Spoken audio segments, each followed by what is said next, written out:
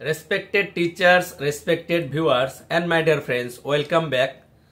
আপোনালোকে থাম্বনেলত দেখি বুজিয়ে পাইছে আজি কি আলোচনা কৰিম। হয়, গুণোৎসৱ 2025 দেখি আহিয়ে গল। গুণোৎসৱত এবাৰ কি কাম কৰিব লাগিব আৰু কেনেকৈ আপোনালোকে স্কুলখন ভাল কৰিব বা মেইনটেইন কৰিব বা গ্ৰেডখন ভাল কৰিব পাৰে এই বিষয়ে আজিৰ ভিডিওটোত আলোচনা কৰিম।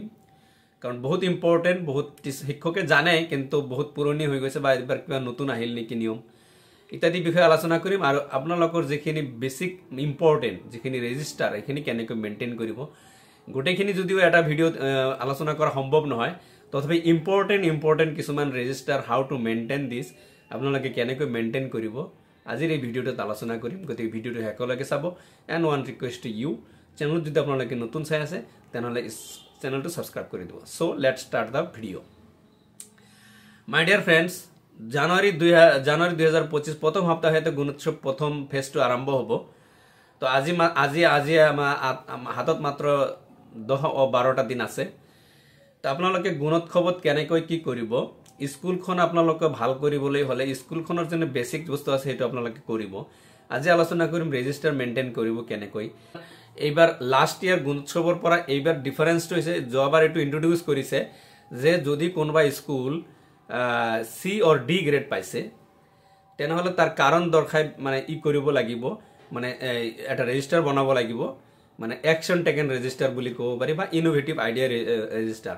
যে গুণোৎসৱত সি আৰু ডি গ্ৰেড পোৱাৰ কাৰণটো কি আৰু কিহৰ কাৰণে ডি গ্ৰেড বা সি গ্ৰেড পাইছে এইটো যাতে সি আৰু ডি গ্ৰেড নাপায় ইয়াৰ পৰিপ্ৰেক্ষিতত আপোনালোকে কি অ্যাকশন লৈছে এই বছৰটোত এইটো আপোনালোকে কেনেকৈ এটা ৰেজিস্টাৰ লিখিব, ইনোভেটিভ বা পোস্ট গুণোৎসৱ ৰেজিষ্টাৰ এনেকুৱা লিখিব পাৰে।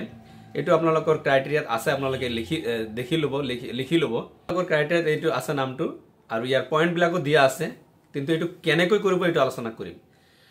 এইটো কৰাৰ যেটো সিস্টেম সেইটো হৈছে কি, পোস্ট গুণোৎসৱত আপোনালোকৰ স্কুলটো ডি গ্ৰেড বা সি গ্ৰেড পাইছে, ইয়াৰ পিছত আপোনালোকে ৰিমিডিয়েলটো কৰিব, সেইটো বেসিক কথা। তাৰপিছত কি কৰিব দিছে যে এভৰি মান্থত আপোনালোকৰ স্টুডেন্টৰ যেটো প্ৰগ্ৰেস সেইখিনি গাৰ্জিয়ানৰ লগত শেয়াৰ কৰিব দিছে। আৰু ইভালুয়েশনৰ যিখিনি মাৰ্কস অলৰেডি আপোনালোকে ইতিমধ্যে 3টা ইভালুয়েশন পাৰ হৈ গৈছে, এই 3টা ইভালুয়েশনৰ মাৰ্কসখিনি গাৰ্জিয়ানৰ লগত শেয়াৰ কৰিছে না নাই সেই বস্তুটোৰ প্ৰমাণ থাকিব লাগিব।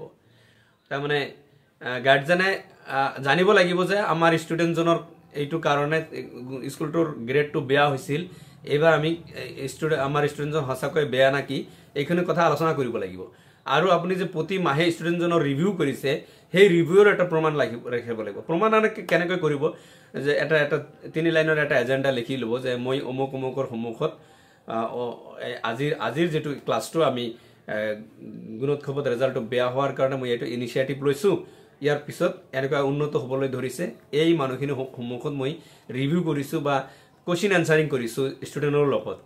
এনেকুৱা কৈ কেইবাটাও আপোনালোকে প্ৰতি মাহতে কৰিব লাগিব। আৰু ইভালুয়েশনৰ মাৰ্কসখিনি আপোনালোকে গাৰ্জিয়ানৰ লগত শেয়াৰ কৰিব লাগিব।